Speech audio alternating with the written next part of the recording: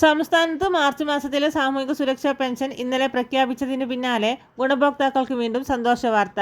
സംസ്ഥാന സർക്കാരിന്റെ സാമൂഹിക സുരക്ഷാ പെൻഷൻ, വിവിധ മേഖലകളിലേക്കുള്ള ആനുകൂല്യങ്ങൾ, സർക്കാർ ജീവനക്കാരുടെ പെൻഷൻകാരുടെ ആനുകൂല്യങ്ങൾ എന്നിവയുടെ ആനുകൂല്യങ്ങൾ സംസ്ഥാന സർക്കാരിന്റെ ഭാഗത്തു നിന്നും വിതരണം ആരംഭിക്കുന്നു എന്നുള്ള സന്തോഷ വാർത്തയാണ് ഈ മണിക്കൂറുകൾക്കുള്ളിൽ പുറത്തു വന്നിരിക്കുന്നത്.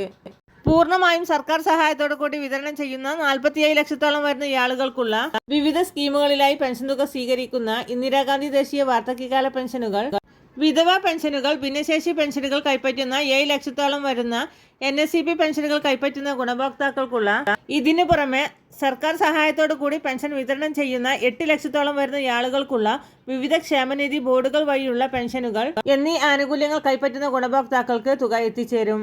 കേന്ദ്രത്തിന്റെ ഭാഗത്തു നിന്നും തുക ലഭിച്ച സാഹചര്യത്തിലാണ് വിതരണത്തിനുള്ള ആനുകൂല സാഹചര്യം ലഭിച്ചത്. പുതിയ സാമ്പത്തിക വർഷത്തിൽ ഗുണഭോക്താക്കൾക്ക് 2 ആഴ്ചകളിലായി 4800 രൂപ വീതമാണ് എത്തിച്ചേരാൻ പോകുന്നത്. ആദ്യഘട്ടത്തിൽ ഗുണഭോക്താക്കൾക്ക് 1600 രൂപ വീതവും പിന്നീട് ഒരു ഗഡു കുടിശ്ശികയും കൂട്ടിച്ചേർത്ത് 3200 രൂപയും എത്തിച്ചേരുമെന്ന് ധനവകുപ്പ് വ്യക്തമാക്കി. തിങ്കളാഴ്ച മുതലാണ് വിവിധ ക്ഷേമ പെൻഷനുകളുടെ വിതരണം സംസ്ഥാനത്ത് ആരംഭിക്കുന്നത്. ആദ്യഘട്ടത്തിൽ സംസ്ഥാനത്ത് വിതരണം നടക്കുന്നത് കെട്ടിട നിർമ്മാണ തൊഴിലാളി ക്ഷേമ പെൻഷനാണ്. 16 മാസത്തിലെ പെൻഷൻ കുടിശ്ശികയുണ്ടെങ്കിലും ഒരു മാസത്തിലെ പെൻഷൻ തുകയായ 1600 രൂപയാണ് മാർച്ച് 21 തിങ്കൾ മുതൽ വിതരണം ആരംഭിച്ചിരിക്കുന്നത് എന്നതാണ് ഏറ്റവും പുതിയതായി വന്നിരിക്കുന്ന അറിയിപ്പ്. ഇത് കഴിഞ്ഞു വരുന്നത് സാമൂഹിക സുരക്ഷാ പെൻഷനുകളും ഇതോടൊപ്പം തന്നെ പൂർണ്ണമായും സംസ്ഥാന സർക്കാരിന്റെ സാമ്പത്തിക സഹായം കൊണ്ട് ക്ഷേമനിധി പെൻഷൻ നൽകുന്ന 16 ക്ഷേമനിധി ബോർഡ് വഴിയുള്ള പെൻഷൻ ഗുണഭോക്താക്കൾക്കുള്ള തുക വിതരണവുമാണ്.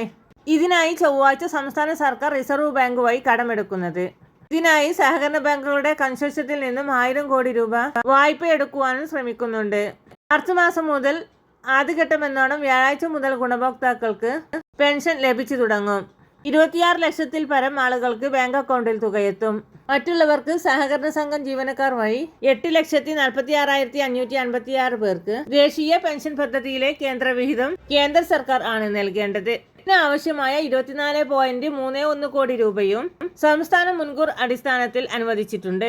ഈ വിഹിതം ഗുണഭോക്താക്കളുടെ PMFMM സംവിധാനത്തിലൂടെയാണ് ഗുണഭോക്താക്കളുടെ ബാങ്ക് അക്കൗണ്ടുകളിലേക്ക് ക്രെഡിറ്റ് ആവുക.